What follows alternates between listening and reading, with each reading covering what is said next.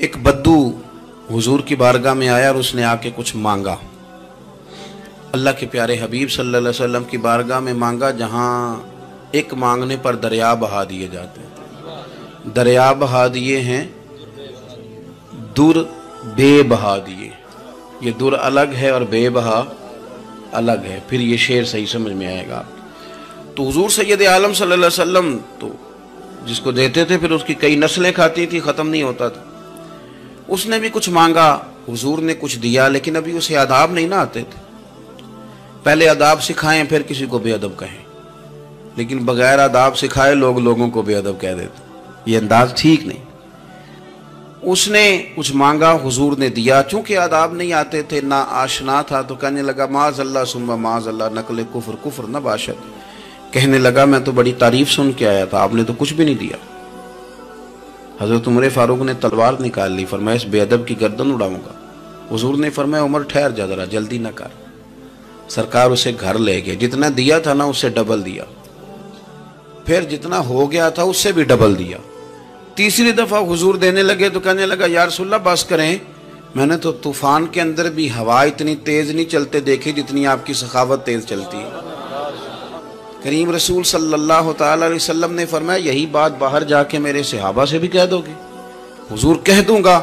فرمایا جب تم نے کہا تھا نا نہیں دیتے تو ان کے دل ٹوٹ گئے، جب تم کہو گے نا بڑا دیتے ہیں تو ان کے کلیجے ٹھنڈے ہو جائیں گے. وہ باہر آیا، آ کر کے کہنے لگا میرے رسول پاک علیہ السلام کے مقدس غلاموں، میں نے تو طوفان میں بھی ہوا اتنی تیز نہیں دیکھی جتنی کریم کی سخاوت تیز ہے.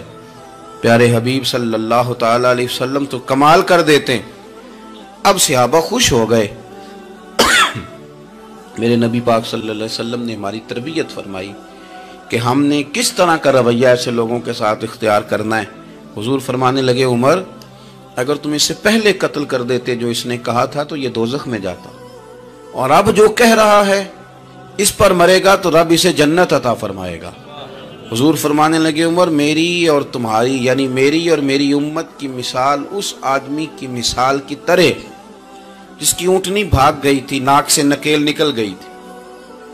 بہت سارے لوگ آئے اسے پکڑنے کے لیے، ہاتھوں میں نیزے تھے، ڈنڈے تھے، تلواریں تھیں، پر وہ کسی کے قابو نہ آئی. زخمی ہو گئی پر کسی کے قابو نہ آئی. حضور فرماتے ہیں پھر اس کا اپنا مالک آ گیا. اس نے تھوڑا سا چارہ اٹھایا، میری طرف دیکھیے گا جی، چارہ اٹھایا، اونٹ اس نے اس کو تھپکی دی، بغیر کسی کی مدد کے ناک میں نکیل ڈالی.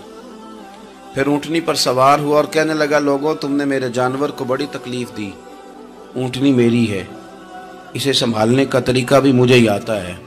گویا حضور فرما رہے ہیں عمر یہ امت میری ہے تو اسے کس طرح سنبھالنا ہے یہ طریقہ بھی مجھے ہی آتا ہے. ان کی کہاں کس بنیاد پر کس رنگ میں تربیت کرنی ہے یہ میں جانتا ہوں. ہمیں اگر ہماری زندگی انصاف والی ہو، عاجزی والی ہو، اطمینان والی ہو.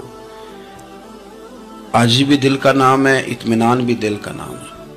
بہت سارے گردنیں جھکانے والے بھی عاجز نہیں ہوتے. اپنے دل سے تہیہ کر لیں کہ میں کسی شخص کو بھی اپنے سے چھوٹا نہیں جانتا، کمزور نہیں جانتا. میں کسی شخص کے بارے میں بھی یہ رویہ نہیں رکھتا کہ یہ کوئی برا ہے. اگر کہیں ضرورت پڑے تو کسی کی اصلاح کریں. اگر وہ اصلاح قبول نہ کرے اور آپ کو محسوس ہو کہ یہ معاملہ آپ کے بس میں نہیں تو پھر بھی اس کے لیے دعا کریں. کسی کونے میں جا کر کے تنقید کرنے کی اجازت نہیں ہے. اپنے آپ کو سمیٹیں، سوچوں کو بکھرنے سے سمیٹیں، اچھا سوچا کریں. جو لوگ اچھا سوچتے ہیں وہ صحت مند رہتے ہیں، ان کی سوچیں تازہ رہتی ہیں. آپ ہر ایک کے بارے میں خیر کا رویہ اختیار کریں.